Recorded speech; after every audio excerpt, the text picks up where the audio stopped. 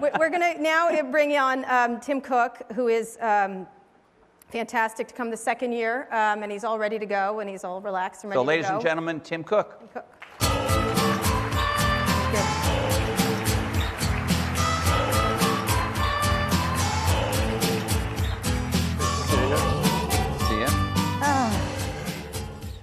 So one thing we said before we start, we're not going to say we love Apple, we love Apple, we love Apple. Yeah, we're not going to beat you up and then say Why not? we love you. Why not? Because Jon Stewart had plenty of material last week. You were really kind to come here and kind of do your debut at a tech conference with us last year. And I think we had a good conversation. A lot has happened between last year and this year.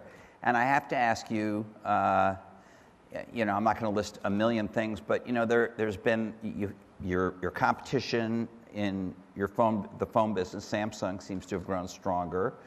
Android, they just had their conference. They talked about how they actually claimed a number in their app store that's for the first time higher than yours. You're being beaten up by various governments over various things, and I think worst of all, there's a sense your stock is down. And there's a sense, down significantly, and there's a sense that, I'll tell you something. I honestly don't even know the price of his stock, but whatever. There's a sense that you may have lost your cool, that somebody else has got the cool, that Samsung has got the cool. Or we can start on taxes. But here's my first question. Is Apple in trouble? Is Apple in trouble? Absolutely not. Let's sort of back up from it all and kind of zoom out, and I'll at least give you my perspective on it. If you look at the company, we're a product company, so we think about products. iPhone, the first half of this year, which is, we start our year in October, right. So it's October to March. iPhone, we sold 85 million iPhones. Well, this is incredible. iPad, 42 million. And iPad, of course, is growing very, very significantly. More important than the numbers, customers love them. The customer sat ratings on these products are off the charts. They're unprecedented.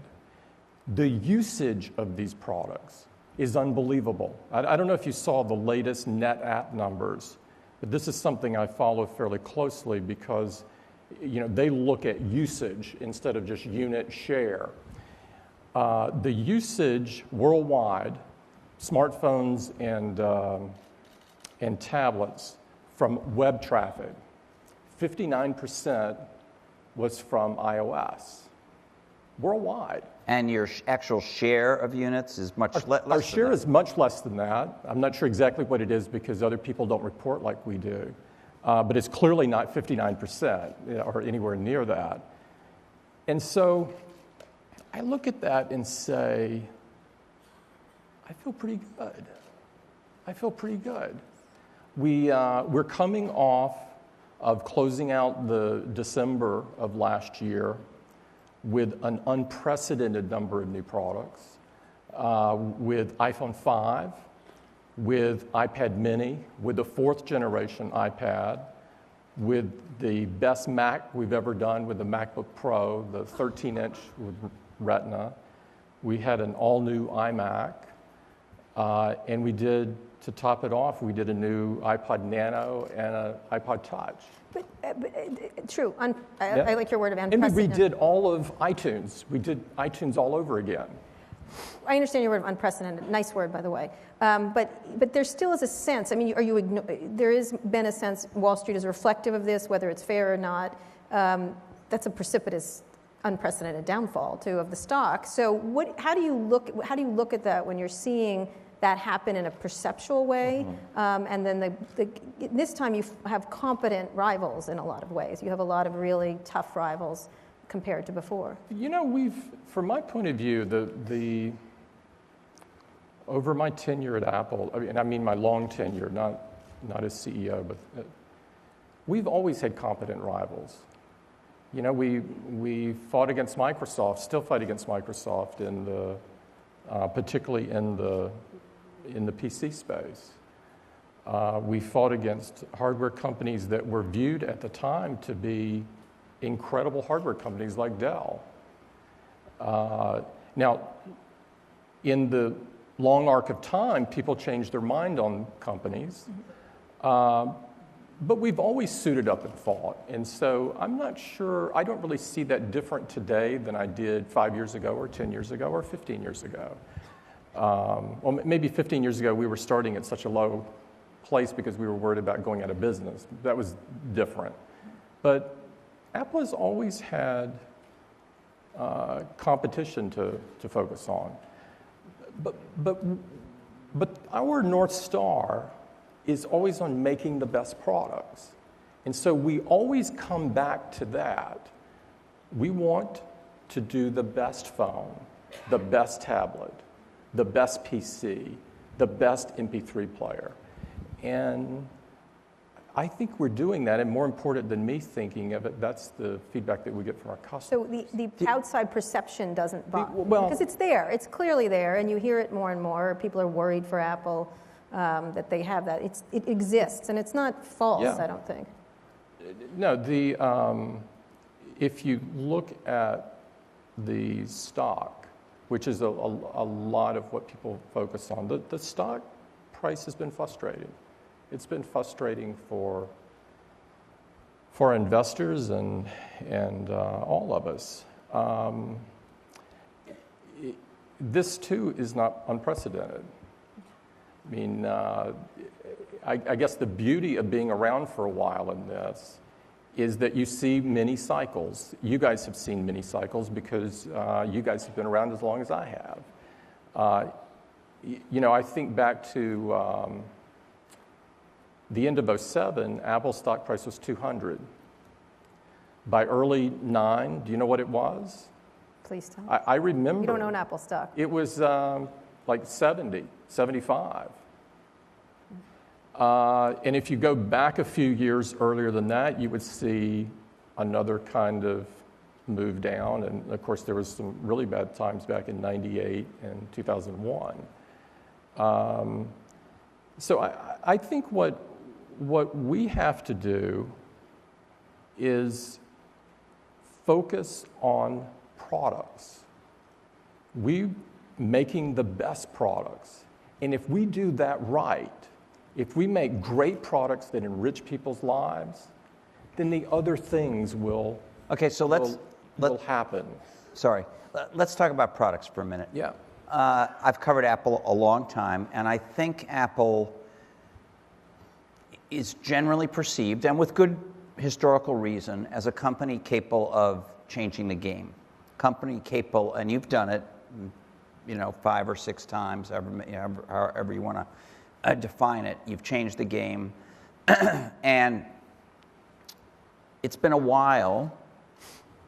Even if I accept that all those products you just listed are excellent products, I would not call any of them like the iPad Mini is was a good move, and I use one and I like it, but it's not a game-changing product the way the iPad was. It's not a game-changing product the way the iPhone was. It wasn't a new category. Right. Many people now are defining innovation equals new category. All right, I'm not trying to do a word play here, but I mean, people have a certain standard for you. In a way, you're like a movie studio. People expect you to do hits that enthrall the audience. It's been a while. So when is the next one coming? Are you still that company that's going to do that? Yes, we're still the company that's going to do that.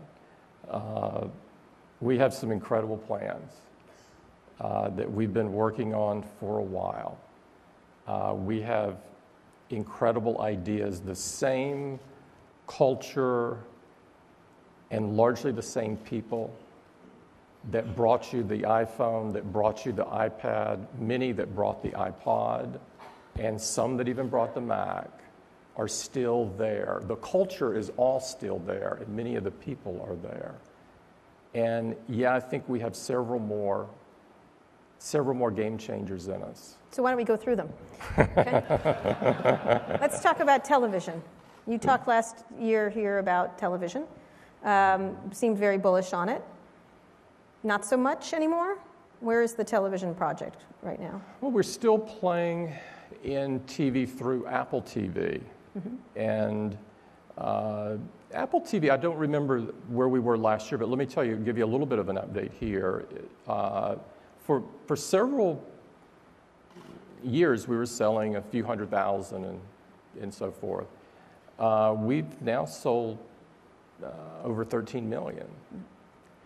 And about half of those in the last year. And so that business has found many, many more customers that love the Apple TV experience. And I think has been both great for customers, but also very good from a learning point of view for Apple. You know, I think many of us would agree that there's lots of things about the TV experience that can be better. We answered some of those, clearly not all of those, with Apple TV, and we're going to continue to make that better. But Steve Jobs here on the stage talked about wanting to change it dramatically. Yeah. And so did you in a lot of ways. I mean, the idea of dramatic change that is not delivering it in the same way that it's sort of been delivered. The Apple TV is a very nice product, but it's still the same thing that other people do. And one of the things, you know, one of the issues is the relationship between you and Hollywood. Some people in Hollywood, I know, are feeling more confident against Apple than ever before, and maybe it's just because that's their cycle of, you know, greed and mania that goes on continually in Hollywood. But they do feel more confident that we've got you now. We have lots of places to sell our. So are they holding up your TV project, or is there something technical holding it up, or is it on schedule, or what? You know, I don't want to go into detail, as you might have guessed, but it continues to be an area of great interest to us. And I do think that the Apple TV product, the relationships that build around it, and the work that we've done technically around it provide a lot more knowledge than we would have had without that product. And frankly, the popularity of it has become much larger than we would have thought. And you know, we're doing that we're not marketing it and these sorts of things that you would normally do and that we do for our other products. And so it's encouraging. It's still, when you look at the TV experience, it's not an experience that I think very many people love. It's not an experience that you would say has been brought up to date for this decade. It's still an experience that's too much like it was 10 years ago, in many cases 20 years ago, and in some cases even So what are you doing longer. about it? Yeah, so the question is, where's I'm sorry, I don't want to where's my answer TV those. that solves all those problems? Well, what would you like to see in broad terms without showing us the actual device? I mean, what would a TV experience? That it wraps around you and touches you? I don't know, what? You can take that idea and go with it. Yeah. With no royalty? No, not at all. It's freebie. Yeah. I don't want to go any further on this because I don't want to give anybody else any ideas they don't already have. Is there a grand vision of it? Like, how would TV change that it's different now? There is a very grand vision of it. So you have an Apple take on TV, different from current Apple TV. It's underway. You have not abandoned it. It's underway somewhere. I have nothing to announce. Right. I get that, but it's an area of incredible interest to us. Is it so interesting that you'll do something about it this year? That's a good one. I tell you what. Or is it not that I'll interesting? make you a deal. Are you going to make me a deal? Okay. You'll be the first person I tell. That doesn't take I'm sure that makes them all happy. All right. But okay, I'll take it. So let's move to wearables then, Yeah. which you can do with the television, by the way, speaking of which. But wearables, let's talk about wearables. Google Glass, what's your take on it? I think I think there's some positive points in the product. I think it's probably more likely to appeal to certain vertical markets. I think the likelihood that it has a broad range appeal, that's tough to see. But I think sort of bringing up the question a little bit, I think wearables is incredibly interesting. And I think it could be a profound area for technology. So you're really interested in TV, and you're incredibly interested in wearables. Profoundly. Luckily, I can be interested in more than one thing at a time. I know, it's great. It's awesome. So, including taxes. Yeah, well, we could talk about. We'll get to that. We'll talk about taxes. I was sure. But, we got 44 minutes. Fantastic. Because apparently you can even do taxes on your products, right? You can compute them. But is wearables an area which you think is, when you look at the industry landscape, if we're in the post-PC era, which we're kind of on the hook of having said that, so we believe that, and we really believe that. And you really believe that. So big way. Is part of the post-PC era wearables that go beyond just sort of fitness devices that we have now and, sort of geeky things? Yes, I think so. I mean, I wear this. It's a fuel band. I think Nike did a great job with this. It's for a specific area. It's integrated well with iOS. There are lots of gadgets, wearables in this space now. You've probably tried as many as I have, maybe even more. I would say that the ones that are doing more than one thing, that there's nothing. This does primarily one thing. There's the ones that do more than one. There's nothing great out there that I've seen. There's nothing that's going to convince a kid who has never worn glasses or a band or a watch or whatever to wear one yet, or at least I haven't seen it. So I think there's lots of things to solve in this space, but it's an area where it's ripe for exploration. It's ripe for us all getting excited about. I think there will be tons of companies playing in this. And will Apple be one of them? I don't want to answer that one, but I see it as something, as another very key branch of the tree. You think about the post-PC era, and we really started talking about this several years ago. I think the iPhone pushed us toward that fast, and then the tablet accelerated it, if anything.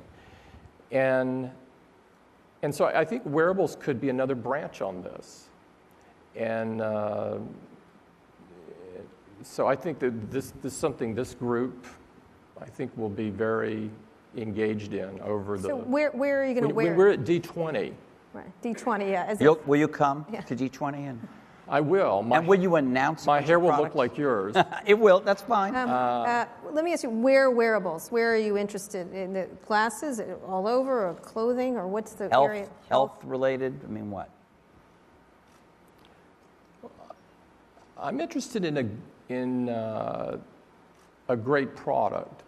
And I think in terms of glasses, I wear glasses because I have to. Mm-hmm. I can't see without them. Either. So I kind of have that problem. I don't know a lot of people that wear them that don't have to. People that do wear them generally want them to be light. They want them to be unobtrusive.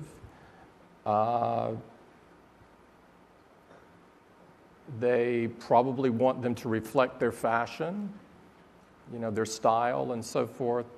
And so I think from a mainstream point of view, this is difficult.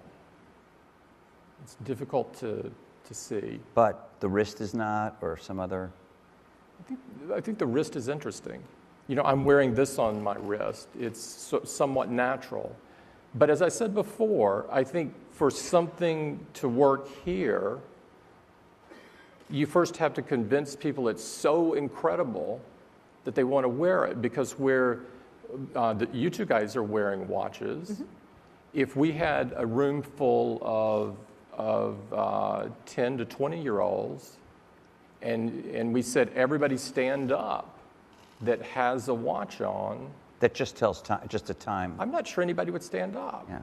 I don't see it. I mean, you look at what kids are wearing. So what company? Their watch is this.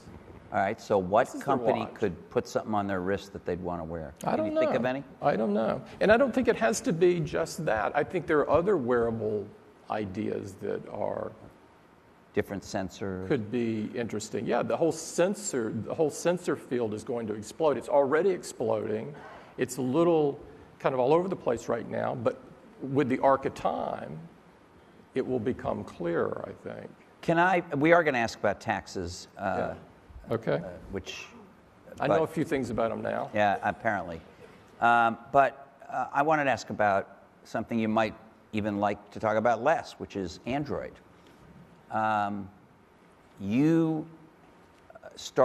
Your company started the modern smartphone movement, and I would say the one that really was the true smartphone. I mean, there were some predecessor products that were innovative, but now you've seen Android swamp you really swamp you in a big way in terms of units and number of carriers and number of, just usage. Well, you just said it isn't true about usage, but clearly there are all these devices out there and people are using them for something. Maybe they're not going on the web as much as your devices. How do you feel? And this has happened pretty fast. I mean, they came out in 2008. Mm-hmm. You still were leading, and then it just seems like in the last maybe 18 months, this gap has opened up. Well, for us... Do you look at that every day, every month? Do I look at it? Of course. I don't have my head stuck in the sand. But for us, winning has never been about making the most. That's never been the cornerstone of Apple. Arguably, we make the best PC. We don't make the most. We make the best music player. We wound up making the most. We didn't initially. We make the best tablet. We're making the most there today. We make the best phone. We're not making the most phones. So the way that I look at this is that there's several things that to assess the health or how you're doing, that just like you would with your body, you would take more than one measurement. I think you look at usage. What are customers doing? Well, I just quoted the 59%, but you don't have to take that one. You can look at tablet web share in North America. Right now, almost every study I look at, iPad is in the 80s. Last Black Friday, IBM did a special study on e-commerce in the United States. It's very, very geared toward the US. And they looked at every mobile device and what was bought off of those. I don't know if you saw this or not, but it was shocking what it said. It said that on iPad, and this is before iPad mini, we just started shipping iPad mini in November, so there are very few out there at the time the study was done. What the study said was that there were twice as many e-commerce transactions on iPad than all Android devices combined. Not all Android tablets, all Android tablets plus phones. It's incredible. Okay. All right. It's actually... You don't have to clap. It's incredible. Just think about that for a minute. Okay.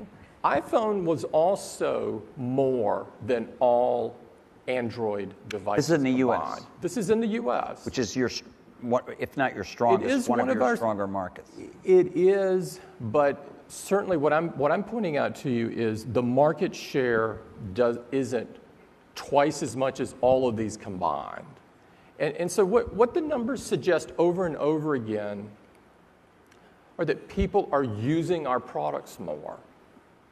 And that's what we're all about. We want to enrich people's lives. If they're not using the products, we're probably not doing that. So what's your theory? Is it your theory that people are buying 2 or 3 times as many Android products as iOS products, but they're putting them in a drawer, or they're just texting on them, or just I what? think that... No, that's really a serious question. I mean, No. There must be something going on. I took it as You're a one. smart guy. What do I think? I think globally, I think there's probably a lot of phones that are called smartphones that you and I and Kara might get together, and if we were labeling what they are, we might say, well, that's a feature phone. And that the user uses it like the old feature phones that we some of used these are Android in your... Yes. Yeah. Yes, and so I think that's probably part of it. I think that you've got some devices in tablets that were probably bought and the experience isn't great and they're not used very much. Where I look at my own personal use of iPad, and it's a significant percentage of my computing work now. I don't know how yours would be, but it's significant. It's changed the game. And I don't hear that from people that have Android tablets. So you're relying on the usage idea that people, it doesn't matter how many we sell, people are using them more than anybody else. Not solely usage. So I've just quoted usage, I've quoted commerce, and the next one is customer sat. I mean, it's sort of the report card. No matter what business you're in, ultimately the customer is the judge. And so you look to see, how are we doing there? Well, iPad has the highest customer sat of any tablet. iPhone has the highest customer sat of any phone, and has won now J.D. Power's 9 times in a row. And so that's what we're about. Not winning awards. We're about enriching customers' lives and making great products. I hear you when you say not making the most. But in terms of updating them and making them, because one of these groups you're talking about young people who don't use this. Yeah. What's the demographic on that? Are you worried about a demographic that is older, perhaps not, that buys things, that uses these kind of things for devices? Or are you thinking about having a more dramatic redesign of what you're doing to liven it up? Because it still looks the same as it did. And I think a lot of people are starting to complain. I know I look at it and say, oh, it looks exactly the same. She's trying to say, what have you done for us lately? When is the next big change? I asked you about new game-changing devices, but let's talk about your 2 big things, the iPad and the iPhone. When's the next big, are you going to change definitely, that game? I can say I use it a lot more than I use my Android phones, but I don't love it as much, for sure. I'm not Claire McCaskill all over you. So, I mean, you know what I mean? I don't love it as much, and and if I don't love it as much, it's an interesting, and I watch my kids use it. As much as? As I used to, I guess. As you used to, yeah. So you hit on a couple things. Do I worry about the demographics? No. Our customers are all ages, and I love that. We want customers of all ages. We try to appeal to everyone. What's new, what's coming, what's next, when is it coming? As you know, I'm not going to answer those, but what I can say is, we have our developer conference in less than 2 weeks. And we're going to be rolling out the future of iOS and OS X, and we're all super excited to do that. We're super excited, and I think we've got a lot of developers coming in. We owe the world to these developers. They've worked like crazy, and we have a fantastic, not just quantity of apps, but we have an incredible quality of apps. The iPad, we've got 350,000 apps that have been optimized for it. I think if you compare that to others, it's in the hundreds. And so I think we've got a substantial lead in that area, and I think the customer sat kind of data. So what will be? Talk to us a little about the new iOS. I'm trying. I think I'll wait and let you see it. Really? I don't like waiting. I'm very impatient. You know, surprise is fun. Remember what it was like Christmas Day when you walked. No, we open our presents on Christmas Eve, so don't go there. Remember what it was like Christmas Eve. And I'm Jewish. But yes, So I don't remember that at all. So, but talk about. But when you said you're going to do an update, sorry I missed the exact phrasing. But is it a dramatic update of the iOS or one of those small? little I'll let you be the judge. iTunes again. But this is the one that Johnny Ive has been working on, right?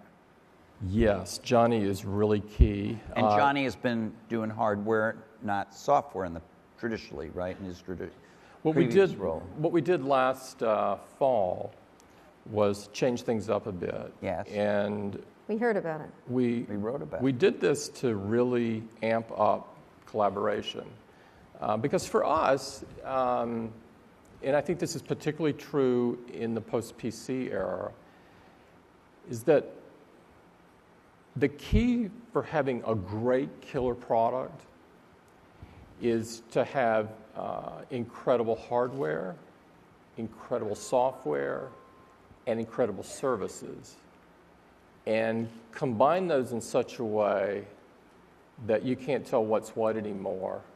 It becomes an elegant consumer experience, and the real magic occurs at the intersection of those. But hasn't that always sort of been what Apple was about? It has always been what Apple was about. And so what this did was just amp it up even more. No, it wasn't a matter of not having it and going to it. And, we recognized that Johnny had contributed significantly to the look and feel of Apple over many, many years, and could do that for our software as well. And I think it's absolutely incredible. So talk a little bit, you mentioned sort of changes of collaboration.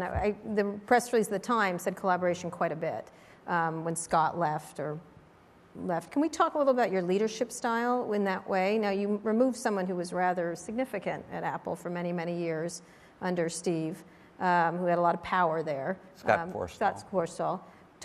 Can you talk about what happened there from your perspective? Was he not collaborative or? No, I don't want to talk about. I don't want to talk about anybody in particular, other than people that are there. So this group is collaborative. The whole concept was to tighten the groups even more, so we could spend more time on finding the magic at the intersections. And I think, and now we're 7 months later, give or take, something like that. I think it's been an incredibly great change. Craig is running both iOS and OS X. This has been fantastic. Eddie is focused on services.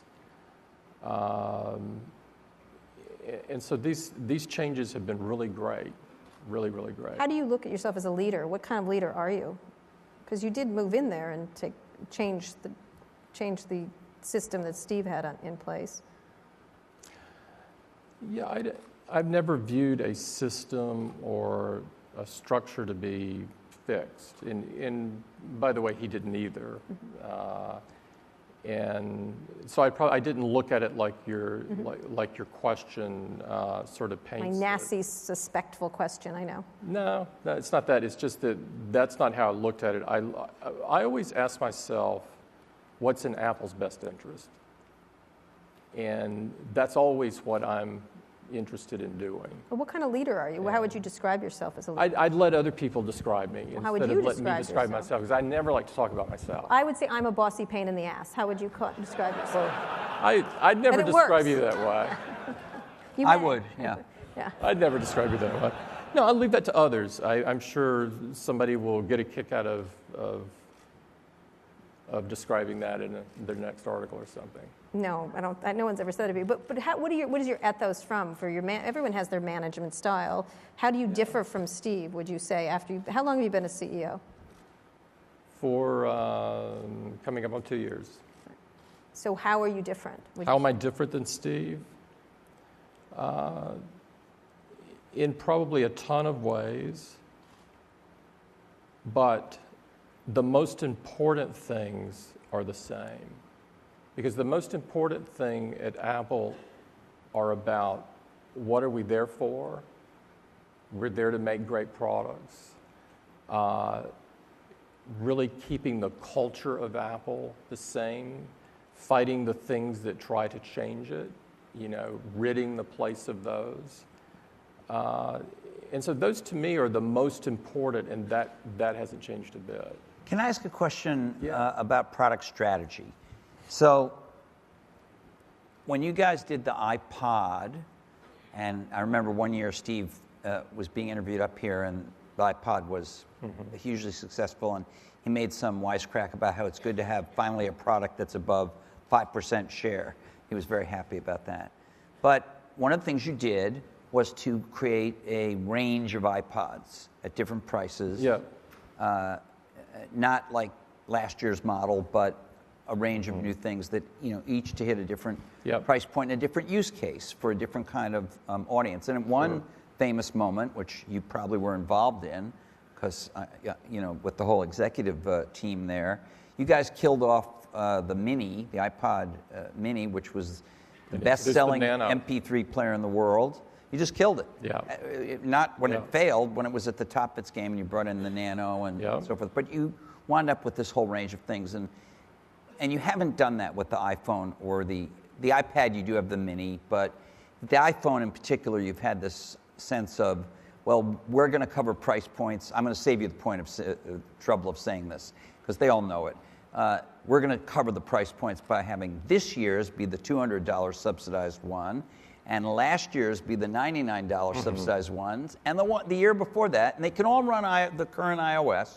I want to make that clear. There may be some features that the oldest one can't do, but they all run the current iOS, and the one from the 2 years before is 0, and that's as much as you've done to vary it. You've never come out with like 2 different new iPhones for different either price points or demographics or regions or anything. Why not? It worked on iPod. Why doesn't it work on iPhone? Well, we haven't so far. That doesn't shut off the future. So let me answer the question on why haven't we so far. It takes a lot of work, a lot of really detailed work to do a phone right when you manage the hardware, the software, and the services around it. And we've chosen to put our energy in getting those right and have made the choices in order to do that. And so we haven't become defocused and working multiple lines. The other part of that is if you take your example on iPod, which I think is a good one, think about what the evolution of iPod over time. At one point we brought in a shuffle. Well, the shuffle didn't have the same functionality as other products. It was a really cool product. It played a different role, and it was great for some customers, but it was strikingly different than the Nano or the Mini when it was announced, or of course the product that we now call the Classic. And the Nano or the Mini played a different role than the Classic did. If you remember when we brought out the Mini, people were saying, well, nobody's going to buy this. It's priced too high, and it doesn't store enough songs. Because people got used to the huge amount of storage that was in Classic. And then the Mini proved that no, people in fact really want something lighter, thinner, smaller. And today we wouldn't describe Mini in those terms because it was pretty big compared to the Nano that we ship today, but that's how we thought of it at the time. And so my only point is these products all served a different person, a different type. They serve different needs. And so on the phone, that is the question, is are we now at a point to serve enough people that we need to do that? So let me help you. Yeah. There seem to be people that like phones with a lot bigger screens than your phone, than even your expanded one that you just brought out. I don't know the exact numbers, but there seem to be people that like those. And then there also seem to be people that like kind of things that are between phones and tablets, phablets, we call them on All Things D, that where there's a stylus. I know Steve used to say, styluses were a bad thing, but in my experience with Steve, he would say things were bad things or impossible to make, and then he would go do them. So does a large screen or a stylus, are those different enough things to I think the large give you a screen sense has that kind there of are other things to do? At a macro level, it might, but a large screen today comes with a lot of trade-offs. When you look at, people do look at the size, customers clearly are looking at size, but they also look at things like, do the photos show the proper color, the white balance, reflectivity, battery life, brightness, the longevity of the display. And so there's a whole bunch of things that are very important to the display. And what our customers want is for us to weigh those and come out with a decision. And at this point, we felt that the Retina display that we're shipping is overwhelmingly the best. But that's why those trade-offs exist. So in a hypothetical world where the trade-offs didn't exist, you could see that being one of the things that differentiates. So let's move to taxes. Yeah. Let's move to taxes, sorry. Thank you for taking No taxes. problem. I'll take taxes. Fantastic appearance, weird, in front of Congress. Talk a little bit about that, and what do you... I'm not really clear what happened there. It's not clear. Yeah, feel free to attack Congress here, because no one will see this. Right. Nobody will see it. Here's how I felt on this is the subcommittee was coming to certain conclusions, and we felt strongly that we looked at those very differently.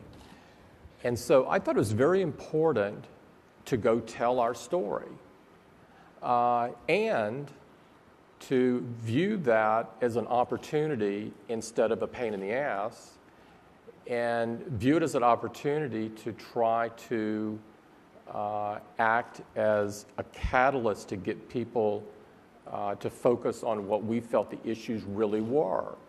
And instead of just going and saying, we think this is screwed up and that's screwed up and the other is screwed up, we came in with a proposal and said, this is what we think should be done. We think we're not in here asking for tax breaks. We think we should do comprehensive reform, but it should be revenue neutral. And when you if I might stop you, when you say that, you mean get rid of loopholes that are. I don't think of it as a loophole. People call... You use the word tax expenditures. Tax expenditures, which some people use loosely called deductions, right? Right. And so, but I think for multinationals, the right approach would be simplicity. I mean, it's how we approach everything. It's how we approach products and most everything we do, is to just gut the code. It's 7,500 pages long. None of us could read it and make sense of it. Apple's tax return is 2 feet high. I mean, this is crazy. It's absolutely crazy. So I would suggest we gut it, throw away all the tax expenditures, lower the rate, and then set a reasonable tax to bring offshore profits back to the U.S. I think that would be great for the U.S. I think it would be great for the U.S. because it all right, thanks. Rand Paul. Okay. it helps the U.S. economy. It grows the economy. Really, Fine. We need to go on with the interview. And so that's why. And so I thought it was important to both say what we're not. We don't use tax gimmicks. Well, you take advantage of the tax as it stands, correct? I don't see. I wouldn't use the word take advantage. What word would you use? We pay. What word would you use 30. for some of the financial machinations are because of the tax system. To average citizens, these look like gimmicks. I understand what you mean, that you're being sincere. No. I'm very sincere on this. But the code has, as you pointed out, it's very long, it's convoluted, it's difficult to understand, but that's partly because the lobbyists for companies, possibly, I don't know, including Apple, have lobbied over the years for various things. Yes, and it's that make this very complicated. And in some of those things allow companies, most of them, allow companies to pay less than what's on the sort of, front of the tax bill. This is the corporate tax rate. It's a Band-Aid and paperclip kind of thing. And over the years, Congress has kept Band-Aiding it. At the urging of corporate lobbyists. No doubt. Instead of sort of saying it's time to trash it and go back to something simple and restart. We paid 30.5%. Our effective rate in the U.S. is 30.5. I don't know where everybody else is. There's not a ranking of this sort of thing. But my guess is it's one of the highest effective rates. And we pay $6 billion, and that is the highest in the U.S. We pay more taxes than anybody. And so we're not in there saying we should pay less. In fact, I said, I think if you implement what we're suggesting, we may wind up paying a little more.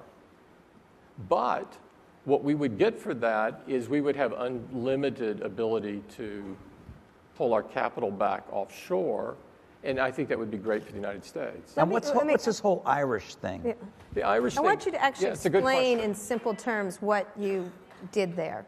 For what you had to do there, either moving the patents in. Could you walk everybody through what you did there? What we did in Ireland? Right. Oh, yeah, sure. Let me start by saying, let me try to answer Walt's question. I've seen something in the press that says that some people think that we have a deal with the Irish, a special deal with the Irish government to pay a 2% flat tax rate. We have no special deal with the Irish government that gives us a 2% flat tax rate. So let me just set that aside. Now, what did we do? I believe, based on the hearing, that simplistically, the thing that's being debated, there's a lot of terminology, et cetera, but without going through that, the basic thing that's being debated is for a company like Apple or any other company that sells things across the world and develops them in the United States, which is what we do. Almost all of our development is in the United States. Some people believe that all of the profits all around the world should accrue to the U.S. and be taxed in the U.S. What Apple did back in 1980, which is similar to what every multinational company that I know of does, is back when, right after Steve formed the company, I think it was the year it went public, there was a deal between the U.S. company and the Irish company. The Irish company invested money in R&D. The Irish company is owned by you, though. It was owned by Apple, but this meets the IRS standards and everything, so it's nothing nefarious by any means. I mean, you can read it in the rule book. And so you basically have two entities contributing money to develop product, and then each of those sell products within their regions. And they either accrue the losses, if there are losses associated with that, or they accrue the rewards, if there's rewards. Well, over that period of time, I mean, you guys know Apple, there were periods of time where both people were losing tons of money, and now there are times when both are making tons of money. And so there are some people that look at that and say, there's no issue with that, including the IRS. There's no issue with that. There's others that say, hey, it was developed in the U.S., And so all of the profits need to accrue to the U.S. Yeah, you print it right on the back. So The problem with that, guys, is that if everything developed in the U.S. is going to be taxed here on worldwide profits, I worry about where development will be. Because, I mean, we're in the fortunate position that we don't have to always make an economic decision in what we do. But companies that just make an economic decision, I'm very worried that a policy that suggests that if development isn't done here, or if it is done here, it's taxed, all taxed here, this would not be good for jobs in the U.S. And so one of the things I wanted to do last week was make certain that people are thinking through the logical next steps of such a move. And were you surprised that that they asked you a bunch of questions that you would expect a committee investigating stuff to ask, and then they started a love fest? I mean, what was that? I didn't. Did you give them all free stuff, or I mean, what happened? No, I didn't feel it was a love fest. I know that was sort of came out in the media, but sitting in the. She said, "I love you." No, I really love you. Yeah, I mean, what do you mean came out in the media? It was like, But no. several what I'm saying of them is said it, not just one. Sitting in a witness chair, you don't necessarily have that feeling. It's a little different feeling when you're sitting there. But I think it was great to be a part of the process, great to tell our story. I hope that it winds up helping the reform question, but only time will tell. Can I broaden this a little? Sure. You seem to be, I remember when you were the struggling company, and even after you kind of were able to avoid being on the door of bankruptcy, you still had small share, and you didn't get a lot of attention from governments. Now you get a lot of attention from governments, not just this tax thing, but safety, environment, whatever. Antitrust, whether it's the U.S. government or it's the e-book case is a good example, or I guess the EU is. I read, I think on our site today, or in the Wall Street Journal, that you're being investigated for your relationships with carriers in the EU. You seem to be, lots of government agencies and lots of places seem to be focused on Apple. So what's going on there, and how much attention do you have to pay to government things and to some of these topics that the government regulates? I think when you get a little larger, you get more attention, and it comes with a territory. If sort of some of the things that you named, I think we're doing incredible work in.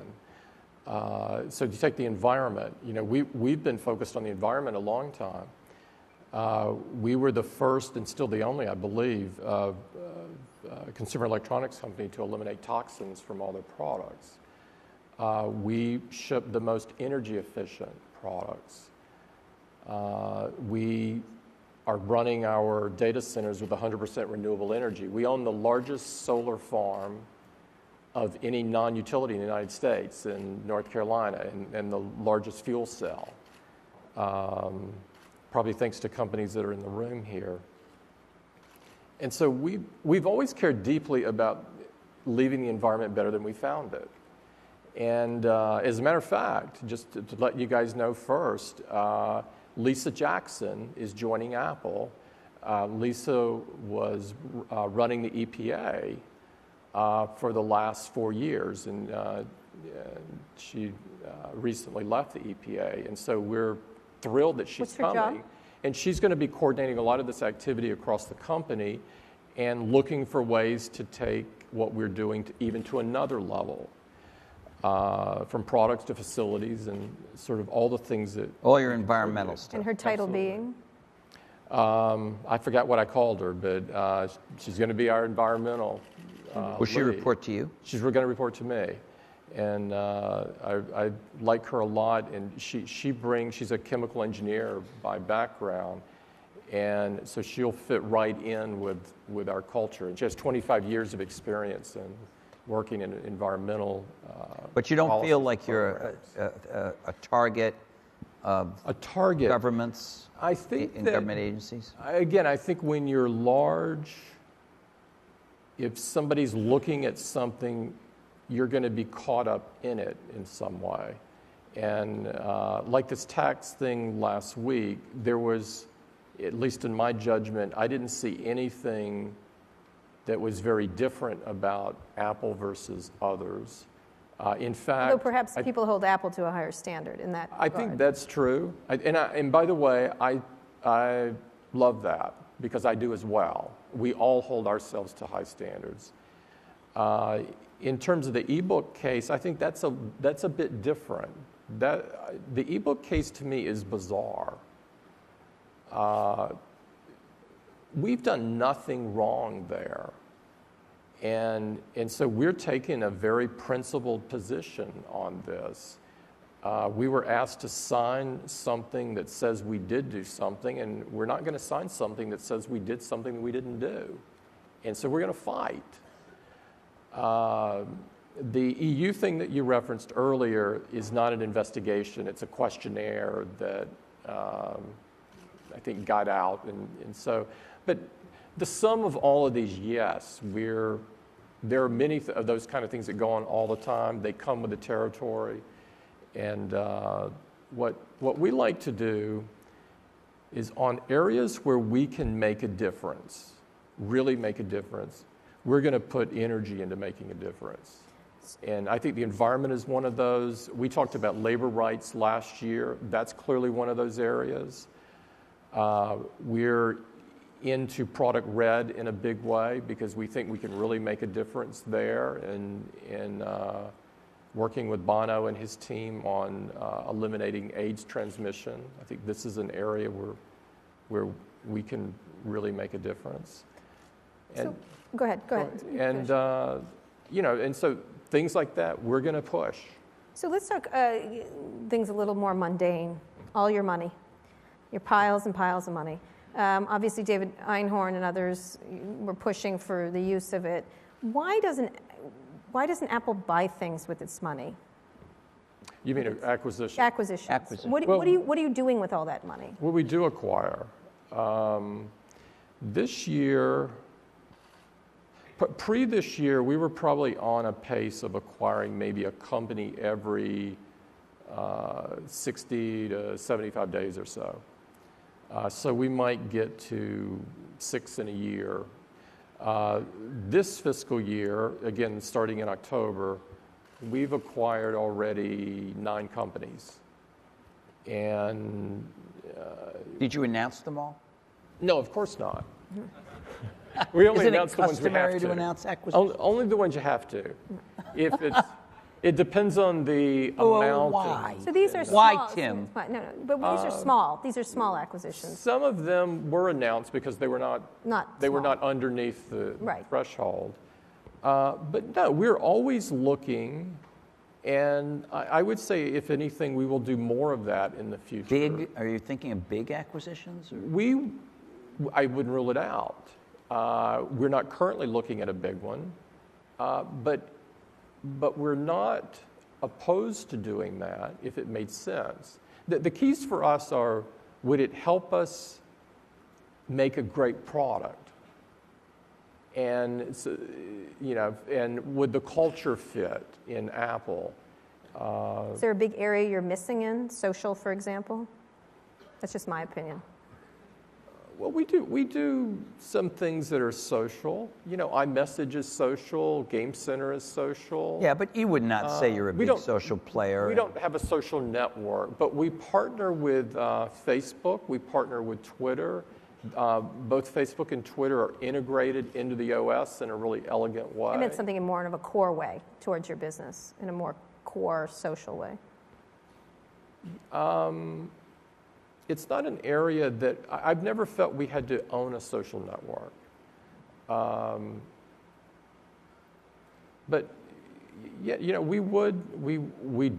have looked at large acquisitions. It's not something we're afraid of doing, and if they work. Can I ask you about control? Sure. There's a lot of terminology in the industry about open versus closed, and those are tricky words, actually, because they mean different things. Yeah. But there certainly is a level of control that you exercise, curation, one might say. Sure. Not just in your app store, but in other things. And I'll give you a couple of examples. So Facebook did this Facebook Home thing on Android, and it basically took over the Android phone. And if you were deep, it hasn't done very well as far as we can tell, but it's an interesting idea that Eric Schmidt was at one of our conferences recently and said, it's great, it's fine, didn't break any of our rules, but in effect, by taking over the lock screen, you maybe didn't get to somebody else's service that was down in the phone. My understanding is they came and talked to you about it, and people told me, well, Apple just wouldn't ever let anybody take over the lock screen. And let me just quickly make another example. You did come out with the first sort of modern smartphone. It changed the game.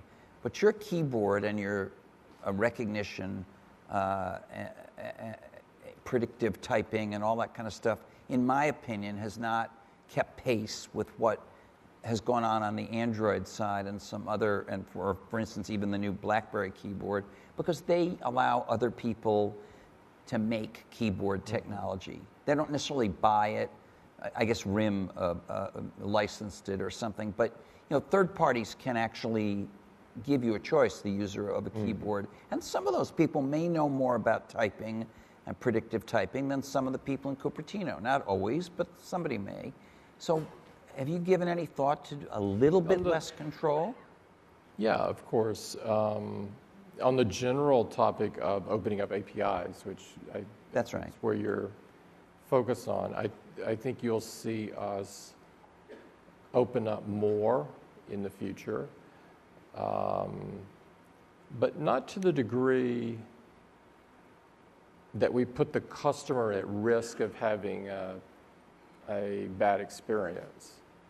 And so there's always a fine line to walk there, or maybe not so fine in some cases. We think that the customer pays us to make certain choices on their behalf. Instead of going in and, I've seen some settings on these phones where so that you're deep into the bowels of the thing, choosing this and that and the other and the other and the other. I don't think that's what most customers want. Do some want it? Yes, of course. But is that a mainstream customer want? I don't think so. But will we open up more? Yes. And, okay. So more features of the. I'm not trying to put words in your mouth. We are always. But there may be more features that will be third-party companies can offer solutions. Yes. For on the phone. So would you let the bobbleheads onto your screen just run crazy? The Facebook bobbleheads? Right now, we've both companies worked on integrating into the OS, and the feedback that I'm getting from customers is they really like that. That doesn't mean that's an endpoint. I think there's always more that companies can do together. I'm not sure that's one, but I think the relationship between the companies are good, and we'll come up with more and more things to do together. Okay. Great. Well, thanks. We're going to do some Q&A. About 15, is it 15? 10, I think it is, yeah. It's not going to go on all night, so choose your questions carefully and try to be, succinct. Thank you. Right there. Can you identify yourself? Hi, Tim. My name is Fahad Khan. I'm the founder of OnePublic. My question is a serious version of the question former Google guy asked you last year on advertising. Facebook, in less than 1 year, has become the #1 mobile advertising revenue generator, thanks to the iOS integration, app install ads, and of course, that means your blessings. So how important is mobile advertising business going forward for Apple? We got into mobile advertising because we wanted developers to make more money. That was our sole motivation. It wasn't about Apple making money. And so from that point of view, it's still important. That hasn't gone away. We want developers to do well. We want them to flourish. Just to give you some numbers here, in March, if you looked at payments, developer payments, and so this is paying for the app, not the advertising, but just paying, iOS developers were drawing 3 times more than they were drawing on Android. And so this is something that's important for us. We want a thriving developer community. And so to the degree that we can contribute to that by doing some things in advertising, then I'm very interested in doing that. If we ever concluded we couldn't do that, then it would become less interesting. Would you call it core or not core? Last year you said it wasn't one of the... Today, it's not large enough to be core. It's clearly not large enough to be core. Okay, Steve? Yeah, Steve Wildstrom, Tech Pinions. Hi, Steve. Google and Microsoft are both offering cloud services that are both more extensive in the services offered than iCloud, and perhaps more important, platform agnostic. You can get Microsoft SkyDrive on just about any platform. You can get the various Google services. Whereas iCloud, except for some very limited Windows support, is Apple only. Should Apple be embracing a broader audience with iCloud to recognizing the reality that people may have an iPhone, an Android tablet, a Windows PC? Let me try to answer it one step broader than what you ask it, so I'm not answering an iCloud specific one. That was an iCloud specific question. I know. Okay. To a general question of figured that out. Would Apple port an app from iOS, an Apple-owned app from iOS to Android in any case? It's not. We have no religious issue with doing that. If we thought it made sense for us to do that, we would do that. And so you could take that same philosophy and apply it to virtually everything we do. If it made sense to do it, we would do it. There's not a religious issue with it. Does it make sense to do it? Does it make sense for iCloud or for any app? Right, specifically for iCloud. It doesn't today. Would it forever? I don't know. Okay, thanks. Over there. Hey, Tim, Dan Simon with CNN. Where are you? Oh, okay, great. Putting aside for a moment the incredible technology that Apple brings us, I'm wondering if you'd be willing to weigh in on the concern that sociologists and others have about the overuse of technology, especially when it comes to children. And when do you feel is the appropriate age for a parent to buy a child an iPhone? I've seen kids do incredible things with iPhone and iPad from a learning point of view. As with any tool that a kid has that's that age, parenting is key. And so what I like to see is I like kids very young learning and having a very curated experience by their parent. And I think that's great. You obviously have to monitor the time they're spending on it and all the rest of the things, all the good things that parents do. But I don't think in and of itself it's bad. I've seen too many great things happen to think that. It's the parenting. He's talking about me and my child spending $3,000 in 15 minutes on iTunes. Go ahead. Rolf? True story. Rolf Winkler from the Wall Street Journal. You talk a lot about great products, and increasingly the best mobile products are almost defined by the services that are on them. And in services, this kind of follows on the iCloud question. Google seems to be running circles around you guys with search, Google Maps. Google Now is pretty nifty. Chrome and Facebook in terms of usage, that blows everyone out of the water. And Apple still just has iTunes. So I guess my question is, for folks who maybe have an iPhone 4 or 4S or ready to upgrade, what kind of services can you tell us may be coming from Apple to stay with the iPhone? I know you won't say anything specific, but maybe you can, payments, something that... Let me give you some different way to look at what you're saying a bit, or the way I look at it is, I think iMessage is an interesting service that... WhatsApp runs circles around it.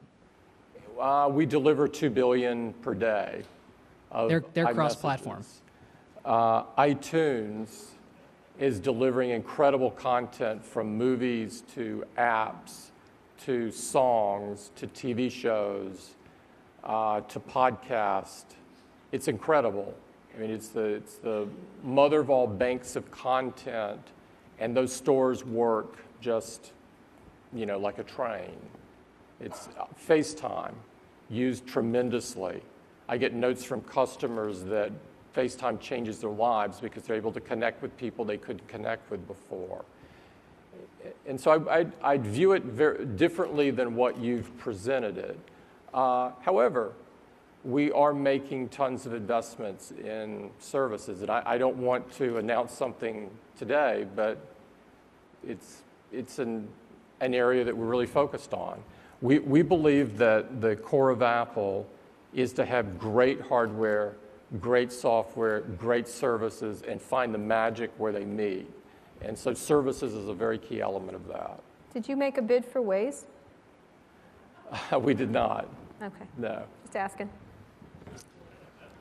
Hi, Dan Benton, Andor Capital. I've followed Apple as a sell-side and buy-side investor for almost 30 years. And my question, Tim, is why won't you let us dream? The guys at Google are presenting a world right now of gigabit fiber and weather balloons that do wireless and Google Glass, which they managed to get 10,000 people to spend $1,500 to alpha test for them. All of Kara and Walt's early questions were about giving us a view of the future. If you don't give me a view of the future, I'm going to think about Mike Spindler, and I'm going to think about Gil Amelio and closed systems. Why won't you give us a glimpse of the future as Apple sees it?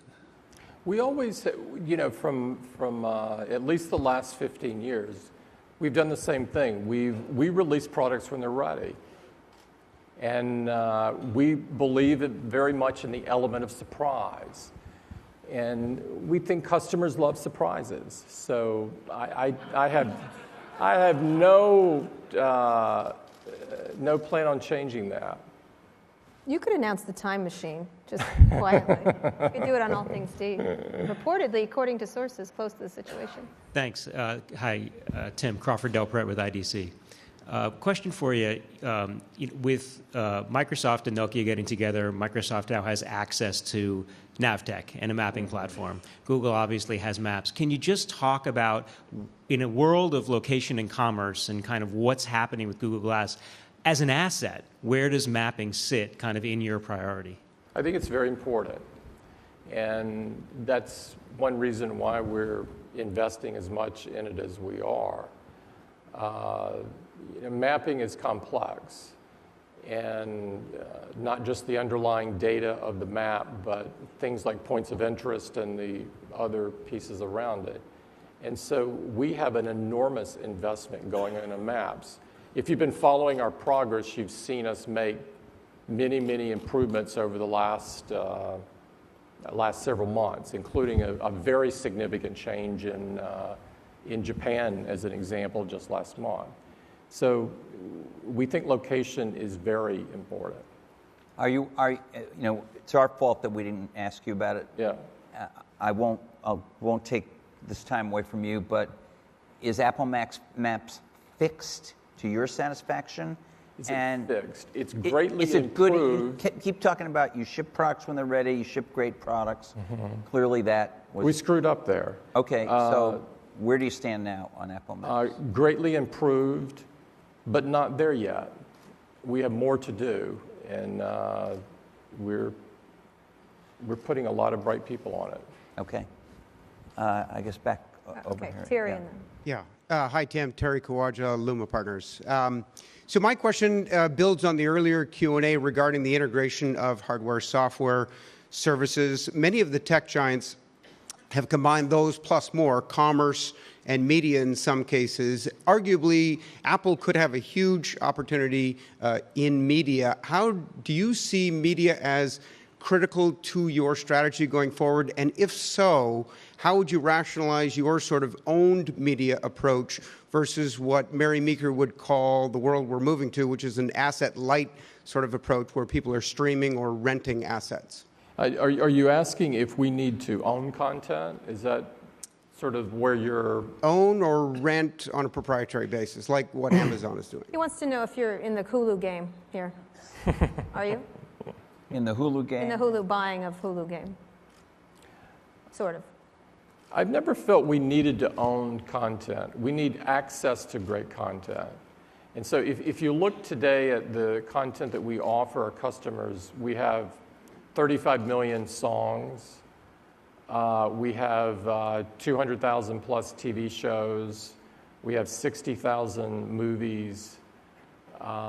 It's an incredible, incredible library.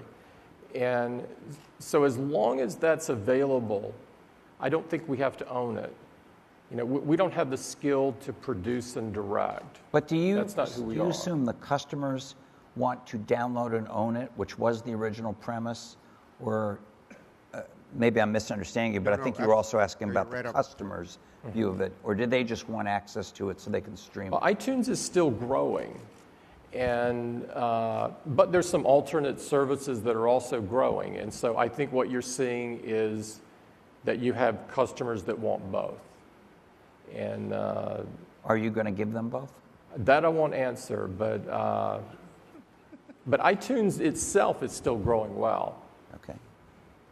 Eli. Hi, this is Neil Patel from The Verge.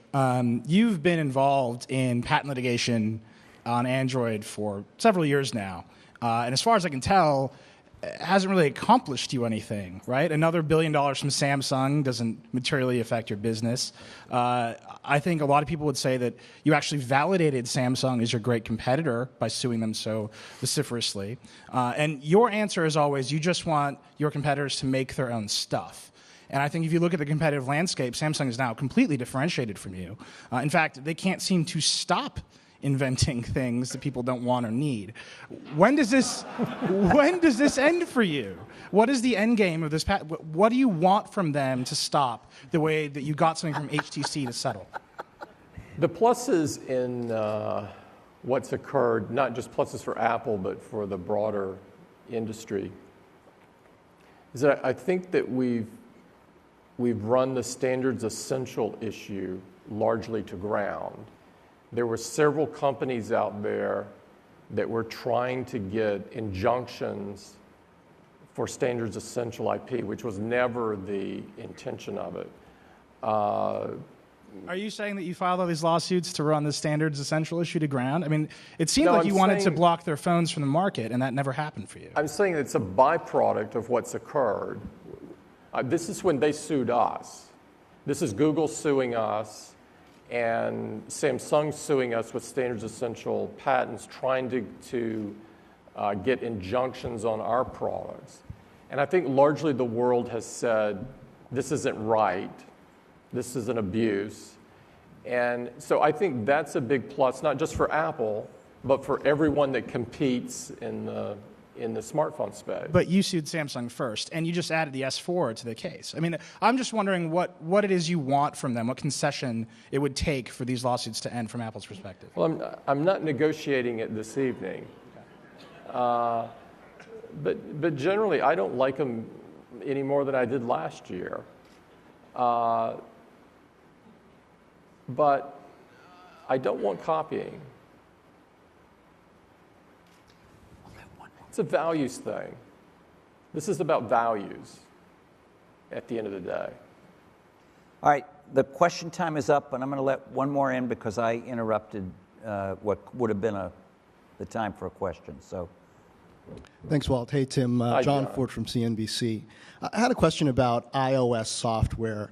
On the Mac, you guys had iLife, and it seems like a lot of the goal of that was to differentiate, maybe bring completely new types of applications to the Mac platform to show how it's different from Windows. On iOS right now, you do have Maps, iMessage, FaceTime, but not a lot of things that are completely different from what you can get on other phone platforms. Is it important to do something like iLife for iOS, or is it just a completely different platform and it doesn't apply?